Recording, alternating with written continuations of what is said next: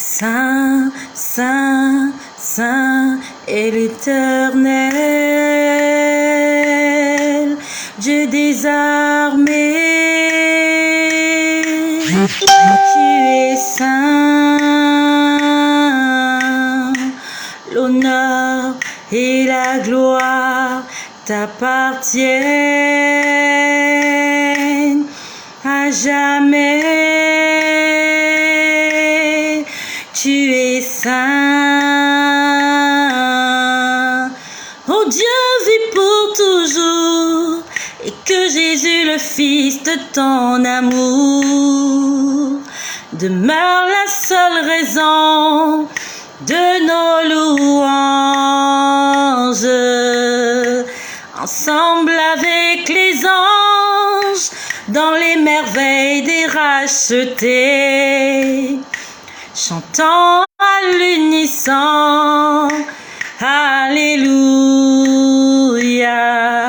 revêtu de gloire et de puissance et de magnificence, éternel, tu es saint. Saint, Saint, Saint est l'Éternel, notre Seigneur. Le Seigneur me parle beaucoup. Et je peux venir vous faire des vidéos toutes les 2 minutes, sauf que ce n'est pas possible. Toi qui es enfant de Dieu, sois béni parce que tu es un enfant de Dieu. Amen, ma sœur Marcel. Amen, ma sœur Clara. Bonsoir à vous toutes qui êtes là connectées au nom de Jésus. Notre Dieu est un Dieu saint. Il est un Dieu de miséricorde aussi. Je rends grâce au Seigneur en ce 22 avril 2021 parce que je suis en vie, que ma famille, mes enfants sont en vie, que le pays dans lequel je vis est en paix. Bonsoir ma sœur Elena. Amen, oh, bonsoir. Sois béni là où tu te trouves. Hier dans la soirée, je vous ai dit que je suis attaquée ces jours-ci. Bonsoir ma petite sœur Magdala. Bonsoir. Que le Seigneur te bénisse là où tu te trouves, avec ton mari, avec tes enfants. Je pensais à toi hier. Je pensais à toi hier. Tu sais pourquoi je pensais à toi? Je te remercie pour ton sourire, Magdala. Je pensais à toi, tu te rappelles la dernière fois quand je t'ai rendu visite, tu m'as fait un cadeau. Tu m'as fait un cadeau, c'était un pagne basin. Je pensais à toi hier dans la soirée. Je suis désolée, j'ai pas encore confectionné ce vêtement. Il est encore plié. Je suis pas trop tailleur. J'aime pas trop aller chez le couturier. Le vêtement est tel que tu me l'avais donné. Ce pagne basin riche. Et j'étais en train de penser à toi hier. Bonsoir ma sœur Inès.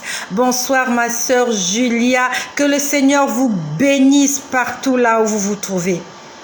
Donc je te disais que je pensais à toi Magdala hier soir. Et je demandais au Seigneur de te faire du bien pour ce cadeau que tu m'avais fait. Quand tu me l'as donné, tu m'as dit que tu étais en train de chercher quelque chose de valeur que tu avais. Et c'est ce pagne-là, ce basin riche que tu avais.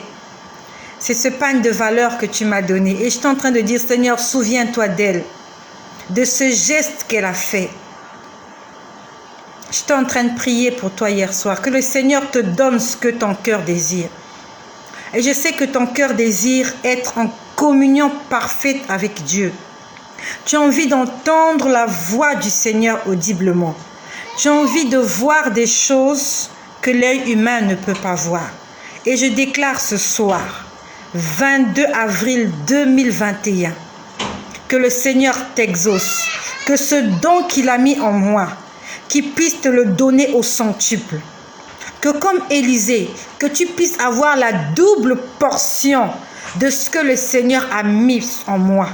Mais il faut que tu saches que ce n'est pas un don gratuit. Quand je dis que ce n'est pas gratuit, il y a des sacrifices que tu devras faire.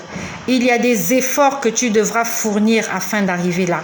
Aujourd'hui, si je viens vous parler comme ça, tous les soirs, c'est parce que je prends du temps dans l'intimité avec le Seigneur. C'est parce que je prends du temps dans la prière. Je ne passe pas mon temps sur les réseaux sociaux en train de regarder tout et n'importe quoi. Je ne passe pas mon temps devant la télévision. C'est parce que je passe du temps dans la prière, dans l'intimité avec Dieu, que je peux venir vous faire des déclarations, que je peux venir vous faire des révélations. Et toi qui aspires à ce don de prophétie, il faut que tu passes du temps avec ton Créateur, dans le jeûne, dans la prière, dans la lecture biblique. Moi qui vous parle, la semaine a 7 jours. Je prends 3 jours de jeûne et de prière dans la semaine. J'ai 3 jours de jeûne et de prière. Je prie tous les jours. Je lis ma Bible tous les jours. C'est pas gratuit. Il y a un frère qui m'a contacté la dernière fois. Il m'a dit qu'il me suit sur YouTube. Il m'a dit qu'ils ont, je crois, un groupe de chant. Et il m'a dit qu'il aimerait, amen, que cela soit ton partage. Tu désires cela. Tu dois prier, ma sœur. Tu dois jeûner. Jeûne, prière, intercession et surtout obéissance. Je sais que tu as des enfants, c'est pas évident d'avoir une vie de prière active quand on a des petits-enfants. Tu vas les mettre à l'école. Quand les enfants sont à l'école, tu es calme. Ou alors, tu prends vraiment, quand tu prends tes jours de prière, tu laisses les enfants avec la nounou, tu lui dis de ne pas te déranger. Il ne faut pas que tu sois dérangé par les enfants.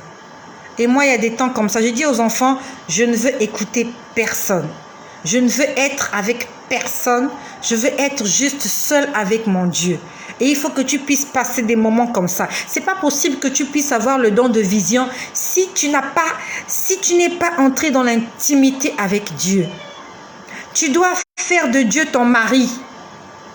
S'il faut que tu te réveilles la nuit, tu vas te réveiller la nuit. Tu dois faire des sacrifices. Le don de vision, ça vient, oui, le Seigneur te le donne, mais tu dois l'entretenir. Pour apprendre à écouter la voix de Dieu.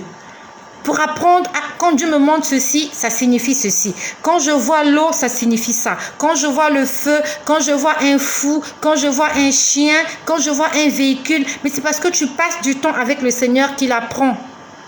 Qu'il t'apprend à comprendre certaines choses. En fait, il t'enseigne. Et que le Seigneur te donne ces choses-là. Mais ce que je te dis, tu dois l'entretenir, ce don-là. La Bible nous dit, demandez et il vous donnera. Et si tu demandes des dons spirituels, le Seigneur te le donnera. Mais le problème, c'est que comment tu vas l'entretenir? Si tu ne l'entretiens pas, tu vas commencer à écouter la voix des démons. Tu vas commencer à écouter la voix du diable et tu vas croire que c'est Dieu qui te parle.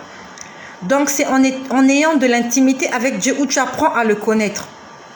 Tu apprends à le découvrir. Que cela soit ton partage. À toi, ma sœur Magdala, pour qui j'ai prié hier soir. Et je prie aussi pour vous toutes. Si ce conseil-là peut t'aider, prends-le, c'est gratuit. Tu aspires au don de vision, au don de prophétie. Tu veux voir des choses qui vont se passer demain, après-demain.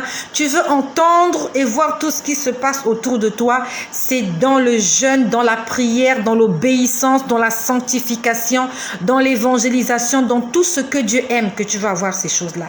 Donc, je réponds aussi à ce frère-là qui est sur YouTube. Je ne sais pas s'il est sur Facebook, mais cette vidéo sera aussi translatée sur YouTube. Pour ce frère-là qui me dit qu'il est aveugle et qu'il est aveugle spirituel parce qu'il veut écouter la voix de Dieu mais il n'écoute pas. Mon frère, est-ce que tu passes du temps dans la prière? Si tu passes du temps dans la prière, tu dois en faire un sujet de prière. Pendant que tu pries, tu jeûnes, tu dis Seigneur, je veux entendre ta voix. Seigneur, je veux que tu me donnes le don de vision. C'est gratuit. C'est très gratuit. J'ai payé personne pour l'avoir. Moi, ça m'est venu comme ça. Tout seul comme ça. Au départ, c'était juste des songes que je voyais. Je faisais des songes qui se réalisaient. Si tu fais des songes qui se réalisent, ça veut dire que tu as déjà l'esprit prophétique en toi. Mais il faut que tu le réveilles. Et ça va se réveiller dans la prière. Avec la chaleur de la prière, tu vas réveiller ce don. Si tu ne pries pas, ça ne va pas se manifester. Et si ça se manifeste dans ta vie sans la prière, ça veut dire que c'est le diable qui se sert de toi. Le diable aime le péché. Donc, si tu vis dans le péché et que tu as le don prophétique, ça veut dire que ce sont les esprits impurs qui te parlent. Ce sont les démons qui te parlent. C'est le diable qui te parle. Si tu as une vie de péché, mais que tu prophétises, ça veut dire que c'est le diable qui utilise ta bouche pour parler. Parce que le Saint-Esprit ne vient se manifester que dans un corps qui est saint. Que cela soit ton partage au nom de Jésus. Donc, je voulais vous parler du danger ou des dangers de la Sainte Seine. Ça va vous faire peur parce que plusieurs personnes se disent qu'il n'y a pas de danger. En prenant la Sainte Seine, il y a des dangers. Pourquoi je viens vous parler de ce danger ? C'est pas parce que j'ai étudié la Bible, parce que je l'ai lu, que je l'ai médité. C'est parce que le Seigneur m'a enseigné cet après-midi. Et quand je viens vous voir tous les jours, c'est parce que le Seigneur m'enseigne. Il me parle, il me dit, il me montre. Et souvent, c'est accompagné de versets bibliques. Et moi, ce que je fais, je vais vous le dire. Je viens vous le dire. Comme il me l'a dit, tu vas le leur dire. Je suis l'Éternel, ton Dieu. Je suis saint, saint, saint. Tu vas le leur dire. Tu vas le leur dire, tu vas le leur dire. Il me l'avait dit 3 fois. Il m'a dit, je suis saint. Il m'a dit saint 3 fois. Et il m'a dit, tu vas le leur dire 3 fois. Et c'est ce que je fais. Donc, ce que je vais vous dire, c'est ce que le Seigneur m'a montré aujourd'hui. Je n'ai même pas fini de vous dire ce qu'il m'a montré hier dans l'après-midi. Mais bon, ça viendra. Et avant ça, j'aimerais juste dire que hier, dans la soirée, je suis rentrée le soir. Bonsoir, ma sœur Clarisse Polici. Que le Seigneur te bénisse en Allemagne, là où tu te trouves. Donc, hier soir, j'étais dans la cuisine. J'étais en train de faire préparer le repas du soir. Et pendant que je prépare le repas du soir, je sens mon corps tressaillir. Mon corps a tressailli. Quand mon corps a tressailli, j'ai senti que j'étais attaquée. Je ne sais pas comment je peux expliquer, mais je peux sentir. Quand je suis attaquée spirituellement, je peux le sentir physiquement. Il s'est passé, c'est comme si mon corps est traversé. En fait, je sens des vibrations. Quand j'ai senti les vibrations, j'ai entendu une voix qui m'a dit, ils sont là. Et la voix qui m'a dit, ils sont là, c'est la voix du Saint-Esprit. Mes ennemis étaient là. J'étais dans la cuisine, ils étaient, on va dire, de mon côté droit. Donc, ils sont venus en esprit. Je ne sais pas quelle heure il était, je crois aux environs de 19 h. Ils sont venus. Et comme je vous ai dit, ils sont en train de me chercher. Non seulement ils veulent des sacrifices. Je vous ai dit la dernière fois, ils m'ont dit qu'ils veulent des sacrifices. Donc, moi, dans mes prières, je bloque leurs sacrifices et ils sont énervés. La seule chose qu'ils aimeraient faire, c'est de me bouffer cru. Parce qu'ils m'ont promis, ils m'ont dit, on va te bouffer cru. Mais ils ne peuvent pas me bouffer cru parce que je suis cachée dans Dieu en Christ. Ils ne vont pas me bouffer cru. Donc, ils sont venus m'attaquer parce que je suis en train de bloquer leurs activités. Quand je prie la nuit, je bloque les activités des ténèbres dans mon quartier, dans ma zone, dans ma famille paternelle, dans ma famille maternelle, dans ma belle famille. Je bloque leurs activités. Et hier, ils sont venus, il n'était même pas 20 h. Toi qui m'écoutes, ne crois pas que les sorciers sortent seulement à minuit. Ne commence pas seulement à prier à minuit. Les sorciers, ils sortent n'importe quand. Les occultistes, les marabouts, les féticheurs, ils ont des corps astrales, ils font ce qu'ils veulent quand ils veulent. Même à midi, ils sortent, ils vont faire des choses. Ils sont venus chez moi hier un peu avant 20 h. Donc j'ai entendu, ils sont là. Je pouvais les voir à distance comme ça. Ça se passe en esprit. Et pendant qu'on m'a dit qu'ils sont là, j'ai senti des violents maux de tête. Je me suis sentie très mal. En fait, j'ai compris qu'ils étaient en train d'envoyer des flèches contre moi. Ils étaient en train d'envoyer des prières d'imprécation. Je me suis sentie très mal. J'avais comme des bouffées de chaleur. Vraiment, j'étouffais. J'avais très mal à la tête. J'ai commencé à prier au nom de Jésus, au nom de Jésus. Je me sentais toujours très mal. Après, j'ai commencé à chanter. Quand tout va mal, ma sœur, je vois que vous êtes nombreuses, mes sœurs. Il y a Marcel qui est là, il y a Elena qui est là, il y a Magdala, il y a Inès, il y a Clarisse qui est là. Mes sœurs, quand tout va mal, quand tu as prié, tu sens que ça ne marche pas, commence à chanter. Tu es mon berger, mon secours, dans la peine et dans l'angoisse. Il suffit de crier ton précieux nom. Adonai, je me suis mise à chanter. Tu es mon berger, mon secours, dans la peine et dans l'angoisse. Il suffit de crier ton précieux nom. Lorsque ça va mal, crie au Seigneur. Il est ton berger, il est ton bouclier, il est ton secours. J'ai commencé juste à chanter parce que je me rendais compte que la prière, c'est comme si ça ne passait pas. J'étais en train de dire, j'ai détruit les œuvres des ténèbres, je détruis au nom de Jésus. J'avais mal à la tête, j'avais des bouffées de chaleur. Tu es mon berger, mon secours, dans la peine et dans l'angoisse. Quand tu es angoissée, quand tu es triste, malheureuse, quand tu es déprimée, mets-toi à chanter. L'Éternel est bon. L'Éternel est bon. Il est fidèle, ce Dieu-là, il est bon. Ma sœur, chante. Faut pas chanter n'importe quoi. Bonsoir ma sœur Erline, bonsoir mon frère Pépin, fidèle au poste. Vous êtes fidèle à cette chaîne. C'est parce que je sais que ces conseils vous font du bien. Chante. Chante. Je me suis mise à chanter. Et jusque-là, nous sommes aujourd'hui le 22. Il est 20h32. J'ai pas de bouffée de chaleur. Ils sont venus hier. Je ne sais pas s'ils vont revenir aujourd'hui. Je me sens très bien. Je suis en parfaite santé. Je me sens à merveille.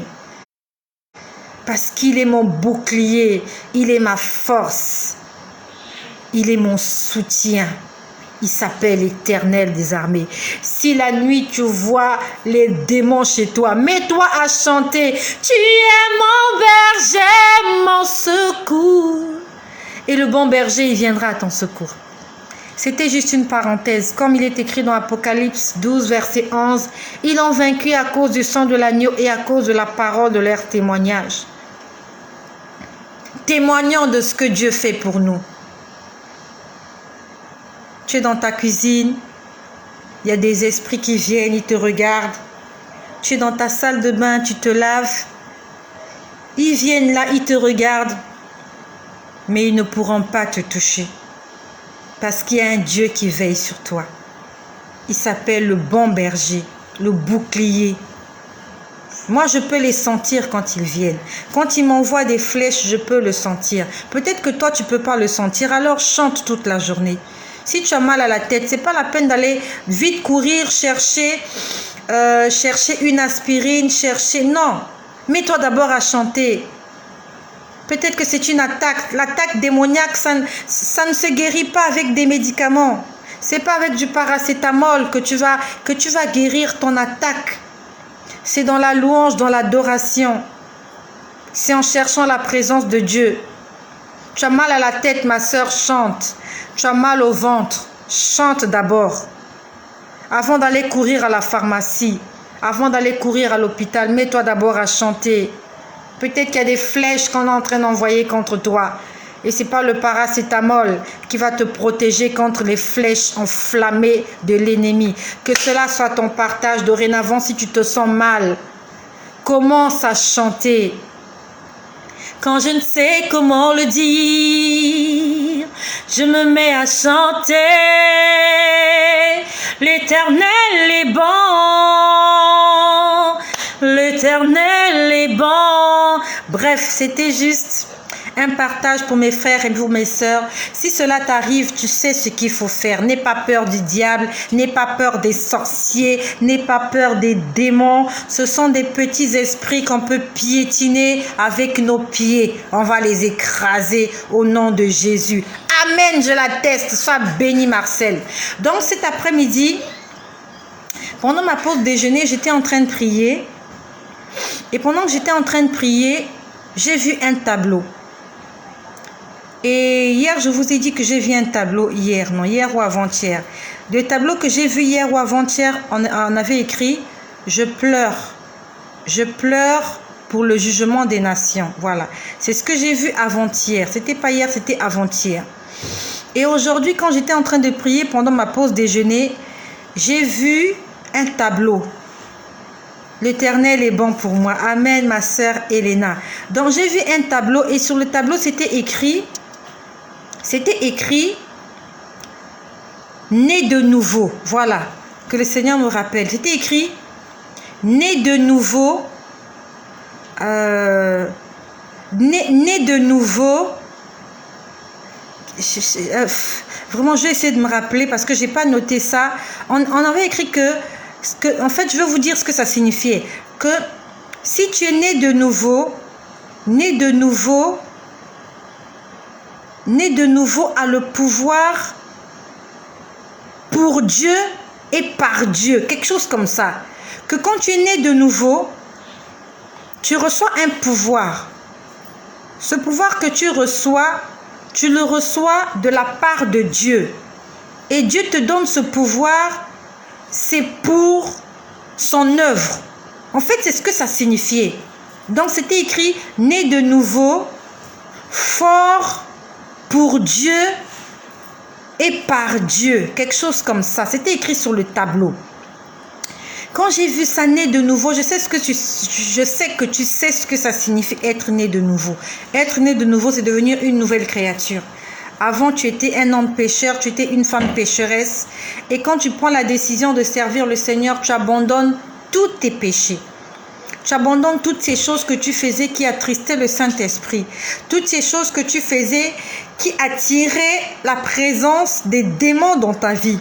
Tout ce que tu faisais qui réjouissait le cœur du diable. Donc tu abandonnes toutes ces choses-là et tu commences maintenant à réjouir le cœur de Dieu. Ça s'appelle la nouvelle naissance. Tu deviens quelqu'un de nouveau.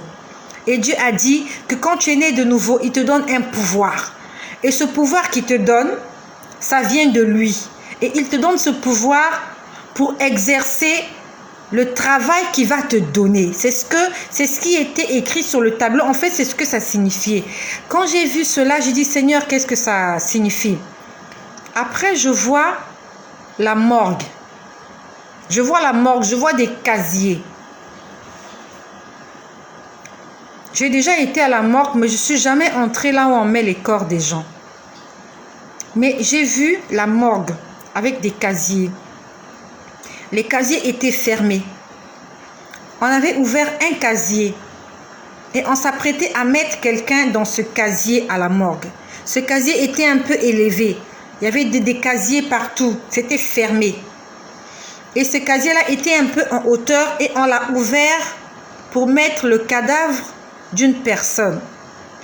C'était un jeune homme, un jeune homme d'une trentaine d'années. Je l'ai vu torse nu. Il avait un pantalon mais torse nu. Je l'ai vu allonger son corps sans vie, les yeux fermés. Et on a prêté à le mettre dans un casier à la morgue. Quand j'ai vu ça, j'ai commencé à prier, j'ai commencé à lier l'esprit de mort. J'ai dit, Seigneur, je ne sais pas qui est ce jeune homme, mais je t'en supplie, si tu me montres, ça veut dire qu'il n'est pas encore mort. Mais Seigneur, s'il est mort, je t'en prie de le ressusciter là où il se trouve. Parce que comme tu me l'as montré, en fait, tu veux que je prie pour lui. J'ai commencé à prier pour ce jeune homme que je ne connais pas. Et ce jeune homme, il est dans une église. Il prie dans une église. Il est né de nouveau. Le Seigneur est en train de parler à ce jeune homme. Ce jeune homme ne veut pas écouter. Et il ne s'agit pas que de ce jeune homme. Il s'agit de tout chrétien. Toi qui m'écoutes, si tu es né de nouveau, ce message te concerne. Ce jeune homme est dans une église. C'est un jeune monsieur. Le Seigneur l'a appelé au ministère, comme chacun d'entre nous. Dieu nous a appelés tous au ministère. Nous avons un rôle à jouer dans l'église.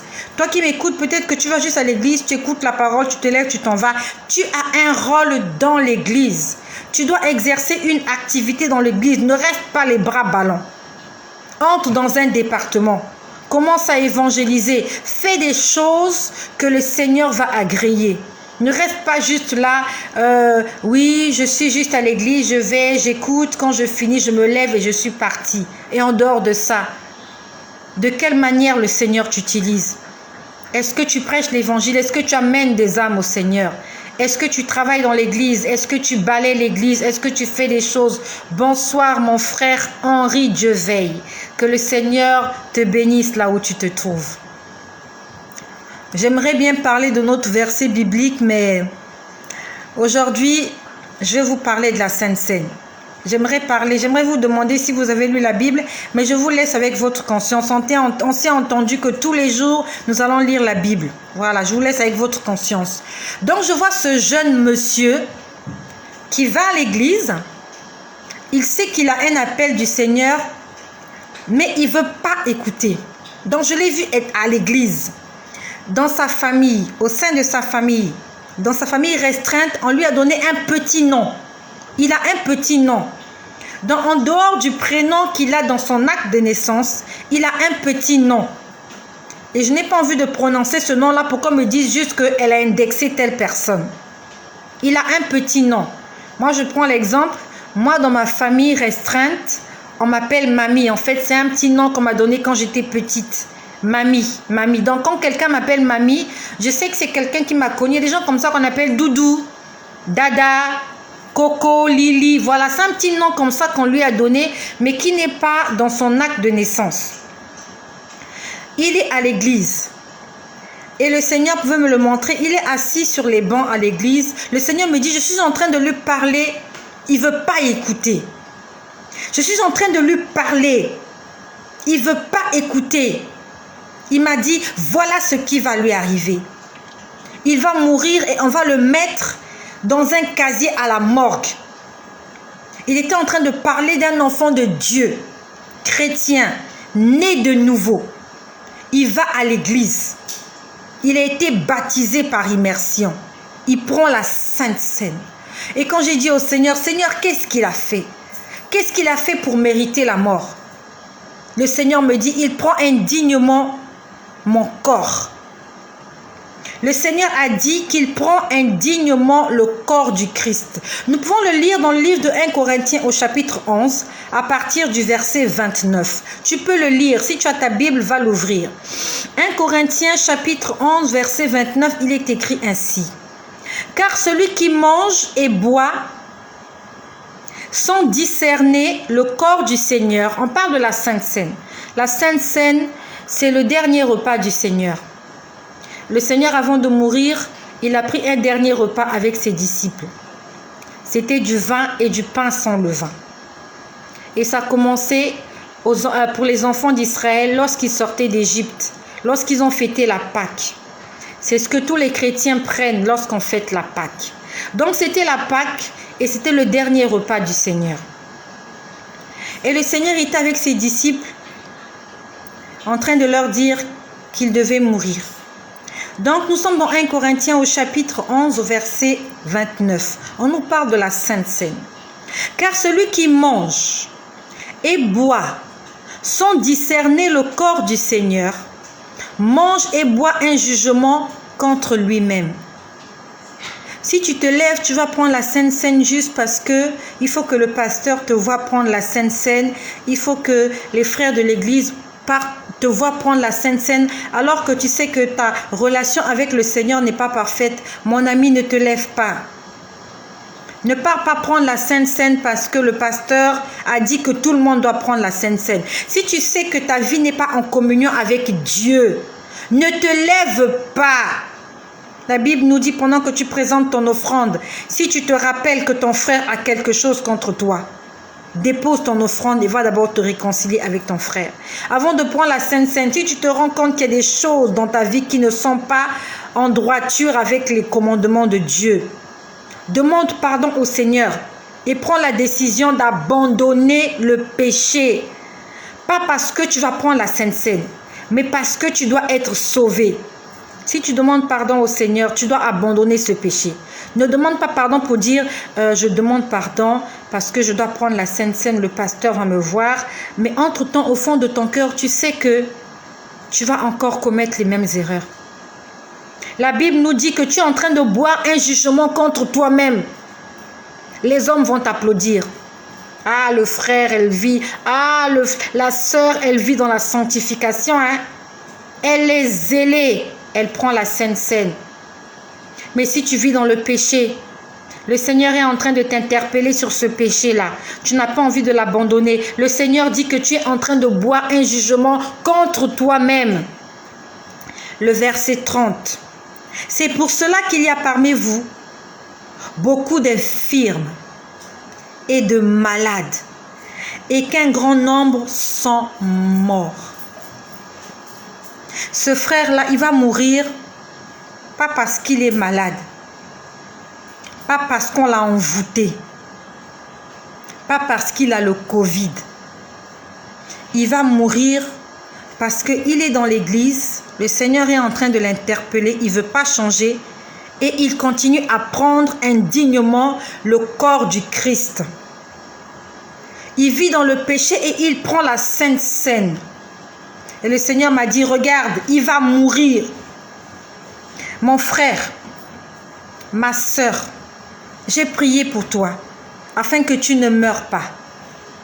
Mais tu dois prendre une décision. La Sainte Seine, c'est bon. C'est le corps du Christ. Comment tu peux mettre le corps du Christ dans un endroit souillé, dans un endroit puant, dans un endroit répugnant? La Bible nous dit, soyez saints comme votre Père céleste est saint. Ton corps est souillé par le péché, par l'impudicité, par la fornication, par l'adultère, par la pornographie, par la masturbation, par le mensonge, par le vol, par l'escroquerie, la tricherie, parce que tu regardes sur les réseaux sociaux, parce que tu écoutes, parce que tu dis, parce que tu penses. Ton corps est souillé et tu sais que tu es souillé et tu sais ce qu'il faut faire pour ne pas être souillé. Tu ne veux pas sortir de ce péché. Et quand tu as la Sainte Seine, tu te lèves, tu vas prendre indignement le corps du Christ. Tu veux devenir un avec Dieu alors que tu vis dans le péché. La Bible nous dit qu'il n'y a aucun rapport entre les ténèbres et la lumière. On ne peut pas mélanger Dieu et le diable. Ils ne peuvent pas faire route ensemble. Et ce frère va mourir. Il va entrer à la morgue, dans le casier. On va le mettre là. J'ai vu son corps sans vie. Il était torse nu. Je ne sais pas pourquoi il était torse nu. Est-ce qu'il est mort dans son sommeil? Je ne sais pas. Je ne sais pas. Pourquoi il était torse nu? Je ne sais pas. Je l'ai vu torse nu.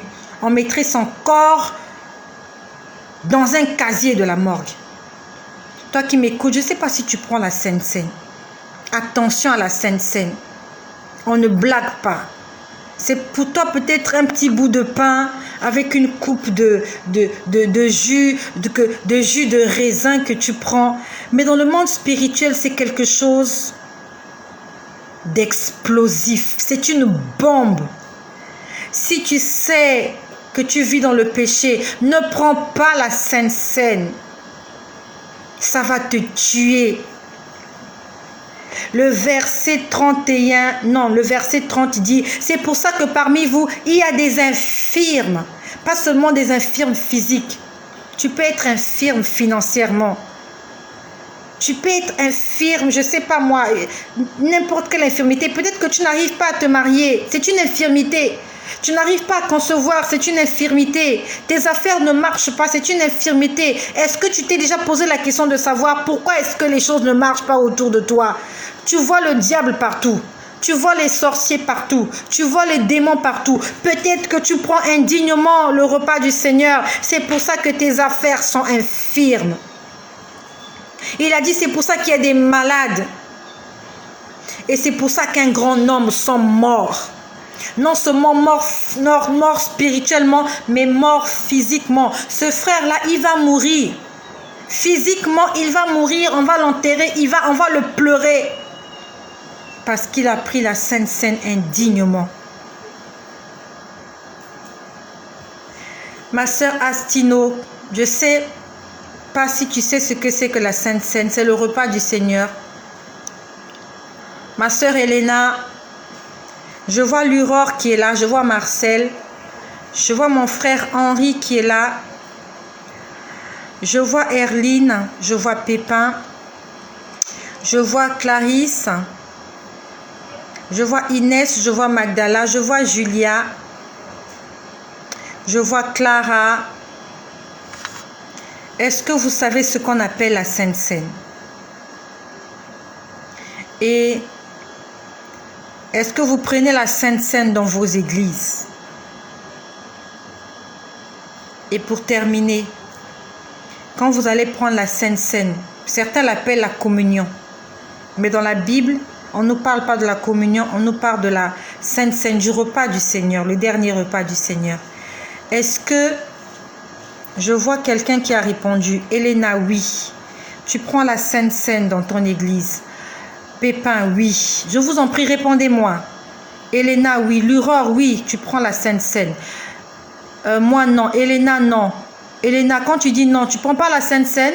Pourquoi tu ne prends pas la Sainte Seine? La Sainte Seine, quand on a donné sa vie à Jésus, après on passe par les eaux de baptême, baptême par immersion, le baptême de Jean-Baptiste, et après on a le droit de prendre la Sainte Seine. Non. Alors quand vous dites non, je ne comprends pas ce que cela signifie. Mais je suis en train de vous expliquer. Un enfant de Dieu, quand il a donné sa vie à Jésus, il devient une nouvelle créature. Après, il doit passer par les eaux de baptême. Baptême par immersion. Quand je parle de baptême par immersion, tu entres dans l'eau et tu ressors. Moi, non. Voilà. Il faut être baptisé d'eau. Je suis en train de vous expliquer. Parce que tous les disciples et Jésus qui ont fait tout ça, ils sont passés par le baptême d'eau, le baptême de Jean-Baptiste. Pas le baptême des bébés. Il y a une sœur qui m'a écrit, je ne sais plus, j'ai oublié son prénom. Elle m'a dit qu'elle a été baptisée quand elle était bébé. Ça, c'est un autre enseignement. Je ne suis même pas baptisée. Oui, je connais la Sainte Seine, je ne la prends pas. Alors, pourquoi tu ne la prends pas? Donc, je suis en train de vous expliquer. Quand tu passes par les eaux de baptême, par immersion, et la Bible nous dit que le baptême, c'est l'engagement d'une bonne conscience. Ça veut dire que c'est une personne qui s'est engagée. Un engagement, c'est comme un mariage. C'est comme une alliance. C'est comme... voilà, c'est un mariage, c'est une alliance, c'est un pacte. Donc tu t'engages. Tu dis, je prends l'engagement de servir le Seigneur. À ce moment-là, tu passes par les eaux de baptême. Et pour répondre à ma soeur qui m'a écrit, lorsqu'on t'a baptisé, tu étais bébé, ce n'était pas l'engagement d'une bonne conscience. Tu ne t'étais pas engagé au Seigneur. Un bébé ne sert pas le Seigneur. Un bébé, il reste au sein de sa mère. Il boit le sein de sa mère. Donc le baptême que tu as reçu, ma soeur, quand tu étais bébé, c'était l'engagement de tes parents. C'était des parents qui avaient décidé de te baptiser. C'était pas toi-même. Et toi, en tant qu'adulte, tu dois personnellement prendre la décision. Tu dois déclarer avec ta bouche, parce que la Bible nous dit, si tu déclares de ta bouche le Seigneur Jésus, et si tu crois que Dieu l'a ressuscité des morts, alors tu seras sauvé. Donc, tu dois toi-même déclarer, tu dois toi-même prendre la décision. C'est comme lorsque tu étais bébé, ben non, c'est une bénédiction. Non, il y a des gens qui se baptisent quand ils sont bébés. Ce sont les parents qui ont décidé de les baptiser. Et là, je suis en train de reprendre à cette sœur-là. Le baptême que tu avais eu quand il était bébé, Dieu ne le considère pas parce que ce n'était pas un engagement personnel. Tu dois personnellement, comme une personne adulte, prendre la décision de servir le Seigneur. C'est comme lorsque tu as grandi, tu vas faire la rencontre d'un homme ou d'une femme. Tu vas te rendre compte que ça match entre vous, excusez-moi l'impression, à ce moment-là, tu décides de te mettre en fiançailles avec la personne. Non, je ne comprends pas parce que j'ai des enfants et vis avec leur papa, mais nous ne sommes pas encore mariés. Ah, c'est ma soeur L'Aurore qui parle. C'est pour ça que tu ne prends pas la Sainte Seine, parce que vous n'êtes pas mariés. Pourquoi vous n'êtes pas mariés? Bon, là, je vais sortir un peu du cadre de mon partage de ce soir. Je reviendrai vers vous. Je vais essayer de lire vos commentaires après. Et on va essayer tous ensemble de mettre de l'ordre dans nos vies avant le retour du Seigneur. Donc là, je suis en train de parler de la Sainte Seine. Vous n'êtes pas mariés. Alors, tu dois faire de cela un sujet de prière, ma sœur L'Aurore. Tu dois prier et jeûner afin que vous puissiez vous marier. Il faut que vous puissiez vous marier. Parce que votre relation n'est pas consentie dans le ciel. Vous devez passer par les liens du mariage. C'est très important. Des enfants de Dieu doivent vivre ensemble après le mariage. Donc, si tu n'es pas marié, tu dois en faire un sujet de prière. Tu en parles à ton partenaire. Il faut que vous puissiez vous marier. Et tu en fais un sujet de prière. Afin que lorsque tu rencontreras le Seigneur, que 1 Corinthiens chapitre 6 au verset 10 ne te condamne pas.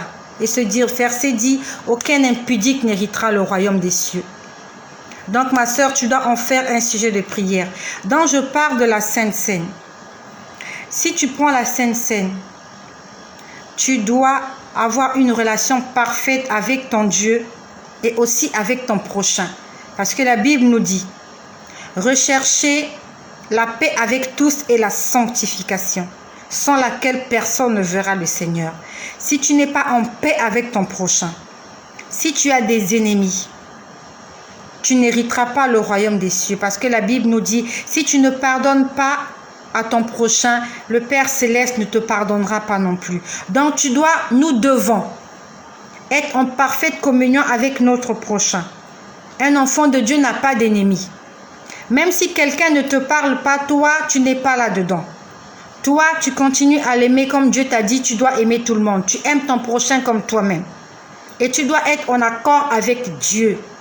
Et tu dois vivre dans la sanctification.